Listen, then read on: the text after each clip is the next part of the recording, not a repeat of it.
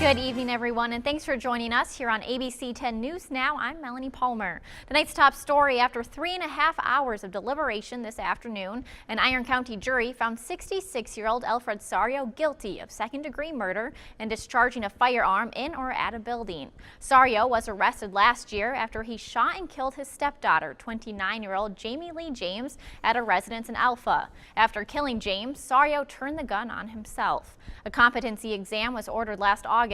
It was determined in December that Sario was competent to stand trial on charges of open murder and discharging a firearm in or at a building. A former Ishpeming business owner accused of being involved in a check kiting scheme entered a plea agreement today in U.S. District Court. David Vernier, who at one time was involved with Oasis Fuels, pleaded guilty to bankruptcy fraud. A second charge of concealment of assets will be dropped at sentencing. Vernier admitted he devised a scheme to defraud one or more of his creditors by concealing his income and property. He made these false claims in a bank loan application he filed with Peninsula Bank in March of 2011. Tonight's top story: officials are investigating an ATV accident that left both the driver and passenger dead.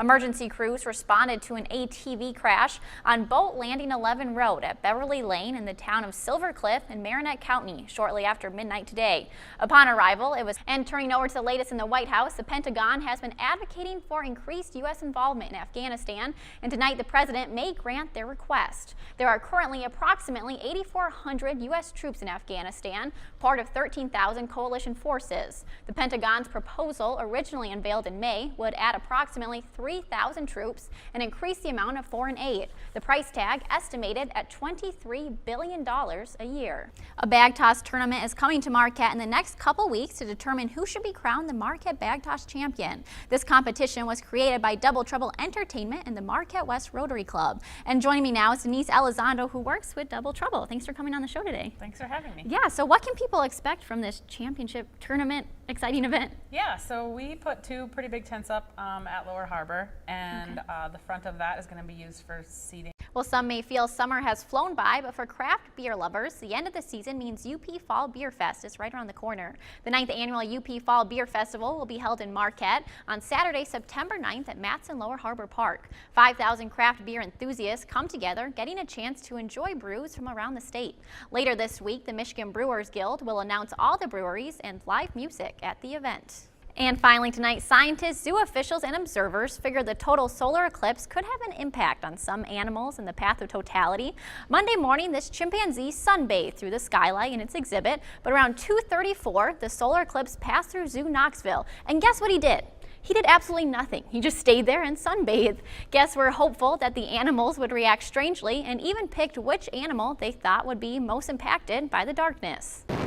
10,000 feet, free falling at 120 miles per hour.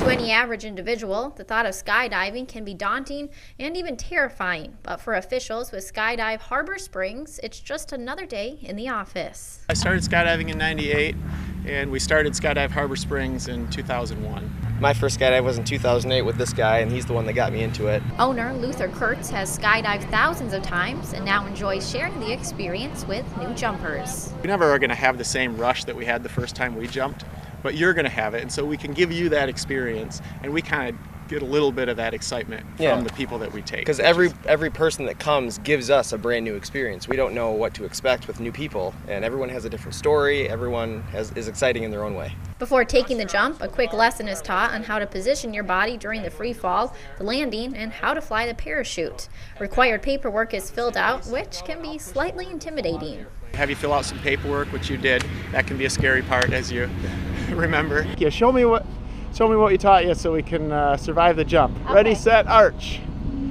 Oh yeah, give me 5. Is that right? We're gonna make it. Yes. While getting ready to jump, those unsettling nerves are apparently a good sign. The people that are nervous, they usually do a good job because they listen to what they're supposed to do. Yep. People that pretend they're not nervous end up freaking out at the last second. So that's what you're doing? You're going skydiving today? I think I'm ready. Yeah. Are you nervous? Yeah.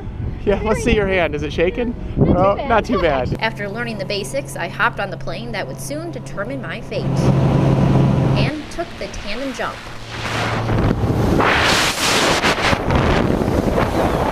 The fall lasted around 7 minutes, with 40 of those seconds being a complete free fall. Saying the view was breathtaking would be an understatement. And before I knew it, Oh! We did it!